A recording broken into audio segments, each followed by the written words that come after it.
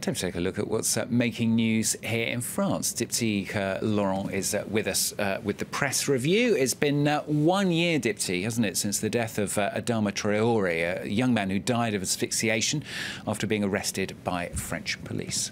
That's right. The 24-year-old was arrested by French police in a Paris suburb on this day in 2016. His family accuses the police of not administering medical assistance to the young man on the 1 year anniversary of his death. Traoré's sister, Adama Traoré, has spoken out about her family's battle to end police violence in France. Yeah, she's spoken to Le Parisien newspaper, hasn't she, about her year of grief and anger following her brother's death? Well, she's given a very emotional interview with a lot of insight into how hard it's been for the family to cope with the death of Adama Traoré. She says in the past year, her family has battled for the French courts to look into her brother's death. Officially, he died of asphyxiation, but there are still many questions about what caused the asphyxiation. Was it due to police brutality, or did Traoré have a pre-existing condition, or did stress cause it? Nobody knows right now what caused that asphyxiation that ultimately killed him. According to Traoré's family, though, the French police didn't pass on the necessary information to medical staff, which they say could have saved his life. In particular, they criticize the fact that he was taken to the police station instead of the hospital, where he urinated on himself, and still police did nothing about it.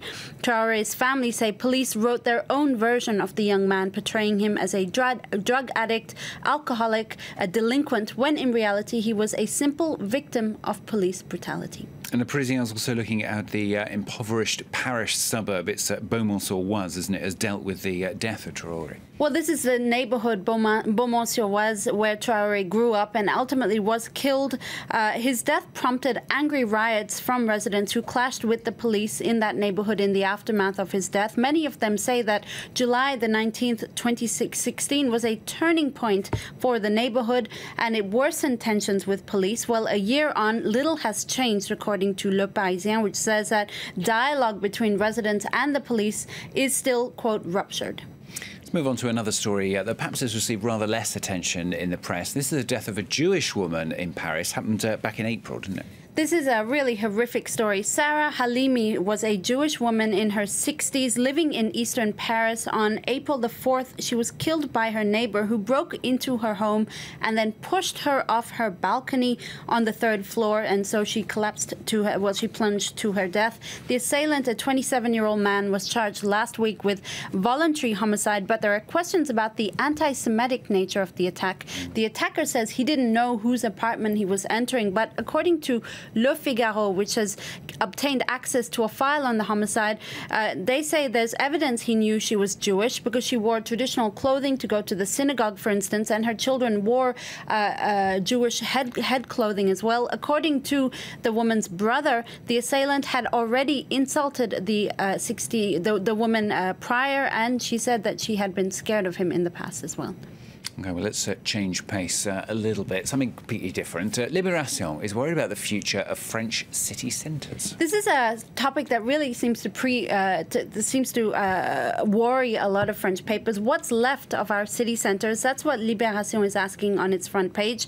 The paper deplores the fact that the same shopping malls and the same franchisers seem to have overrun the historic city centres. Can we make the urban layout dynamic again? That's what the paper is asking on its front page. And then in this article, they ask, where have those little knick-knack shops, the greengrocers, the toy shops, the fishmongers, the pharmacies, well, where have they all gone? It appears to be due to two things. First of all, the demise of traditional shopping in favor of online shopping, and also high rents that seem to have forced local businesses out. But there is one business that seems to have resisted this issue. That's cheese shops. 2/3 of independent cheese sellers have managed to keep their bricks. Very fitting for a country that loves cheese. Yeah, one French senator has some ideas about fixing it.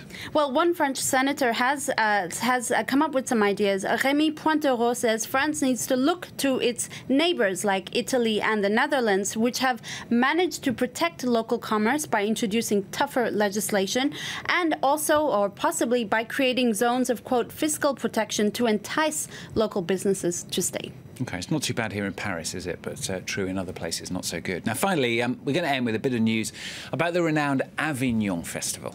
That's right. The renowned Performing Arts Festival is underway with a new crop of performers this year, prisoners. A group of inmates will be leaving their cells temporarily to perform Hamlet at the festival. It's the first time that prisoners have ever taken part in the festival. It's a brainchild of Olivier P., who's actually the festival's director, who's been working for the past 3 years to get prisoners on stage. He says he chose Hamlet because the themes, I quote, of human condition, dignity, death, and existence are all things that inmates could certainly relate to. OK, nice idea. Hamlet being performed there at the Avignon Festival. Thanks, Dipti. Dipti back with the international papers, of course, a couple of hours' time.